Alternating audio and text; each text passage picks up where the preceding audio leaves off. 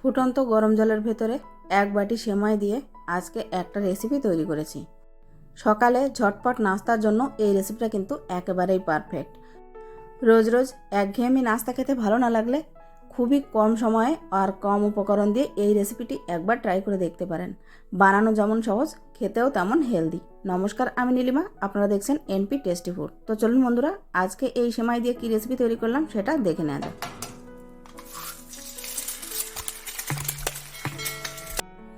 আজকের এই রেসিপিটি তৈরি করার জন্য এখানে আমি নিয়ে নিয়েছি একটা সেমাইয়ের প্যাকেট। এটা কিন্তু রোস্টেড সেমাইয়ের প্যাকেট। দেখুন, প্যাকেটে কিন্তু খুবই ক্লিয়ারভাবে লেখা আছে রোস্টেড।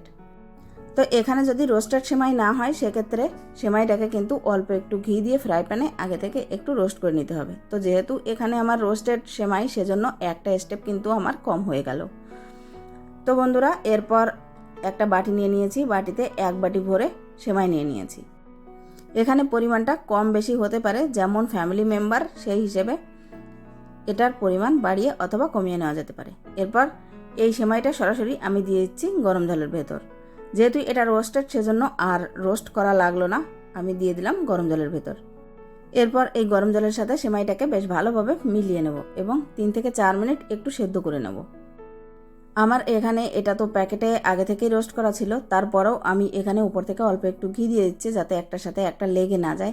আর যদি আপনারা এমনি প্যানে রোস্ট করে নেন আলাদাভাবে, সেক্ষেত্রে এই ঘিটা দেওয়ার প্রয়োজন নেই। এখনও না দিলে হতো, তারপরেও আমি একটু দিয়ে দিলাম যাতে একটার সাথে আর একটা লেগে যাওয়ার কোনো প্রকার সম্ভাবনাই না থাকে। এরপর 3 থেকে 4 মিনিট সেদ্ধ করার পর একটু হাত দিয়ে টিপে দেখে নিতে হবে। যদি এভাবে সেদ্ধ হয়ে যায় বা গলে যায়, সেক্ষেত্রে একটা চেকনির ভেতর নামিয়ে নিচ্ছি আর ঠান্ডা জল দিয়ে একটু ধুয়ে নেব যাতে এর ওভার কুকিং প্রসেসটা বন্ধ হয়ে যায়। এবার এই চেকনিতে এইভাবে রেখে দেবো, এক্সট্রা জলটা যাতে ঝরে এটা ঝরঝরে হয়ে যায়। এরপর নেক্সট স্টেপের জন্য আমি এখানে কড়াইতে দিয়েছি একটু ঘি। ঘিটা গরম হয়ে মেল্ট হয়ে গেলে এর ভেতরে দিয়ে দেবো 1 চামচের মতো সর্ষে এবং হাফ চামচের মতো দিয়ে দিলাম গোটা জিরে। এরপর কিছু ভেজিটেবলস এখানে কেটে নিয়েছি, ভেজিটেবলগুলো দিয়ে দেবো। এই ফোড়নটাকে একটু নাড়াচাড়া করে এর ভেতরে দিয়ে দিচ্ছি কারি পাতাগুলো ফুটে যাওয়ার পর এর ভেতরে দিয়ে দিচ্ছি কাঁচা লঙ্কা কুচি। লঙ্কাটা আপনারা আপনাদের টেস্ট অনুযায়ী বাড়িয়ে অথবা কমিয়ে দিতে পারেন। তারপর এর ভেতরে দিয়ে দিচ্ছি সবার প্রথমে পেঁয়াজ কুচি।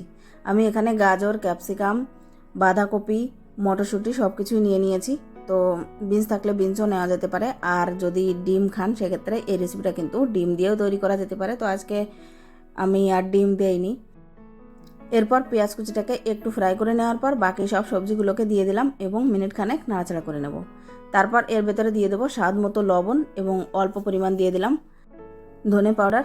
দিয়ে দিচ্ছি হাফ চামচের মতো লাল লঙ্কার পাউডার। লঙ্কাটা অবশ্যই আপনাদের টেস্ট অনুযায়ী দেবেন। আর দিয়ে দিচ্ছি গোলমরিচের পাউডার। এই সব উপকরণ এখানে আমি ভালোভাবে মিলিয়ে নেব। এরপর দিয়ে দিচ্ছি টমেটো কুচি। যেহেতু হলুদ দিতে আমি ভুলে গিয়েছিলাম, তাই এই পর্যায়ে একটু হলুদ দিয়ে দিচ্ছি। হলুদটা সম্পূর্ণ কালারের জন্য, না দিলেও সমস্যা নেই, তবে আমি অল্প একটু দিয়ে দিলাম। এবার সব উপকরণ ভালোভাবে একটু নাড়াচাড়া করে নেব এবং সবজিগুলোকে সেদ্ধ করে নেব। আর সবজিগুলো যাতে তাড়াতাড়ি সেদ্ধ হয়ে যায় সেজন্য ঢাকনা বন্ধ করে মিনিট 2-এর মতো রান্না করে নেব। যদি প্রয়োজন মনে হয় সেক্ষেত্রে অল্প একটু জল দিয়ে সবজিগুলোকে ভালোভাবে সেদ্ধ করে রান্না করে নিতে হবে। এখানে খুবই সামান্য পরিমাণ আমি দিয়ে দিলাম একটু চিলি ফ্লেক্স। এইবার সব উপকরণ ভালোভাবে সেদ্ধ হয়ে গেলে তারপর যে সেদ্ধ করে রাখা সেমাইগুলো ছিল সেই সেমাইগুলো দিয়ে দেবো এবং সব সবজির সাথে সেমাইটাকে খুব ভালোভাবে মিলিয়ে নেব।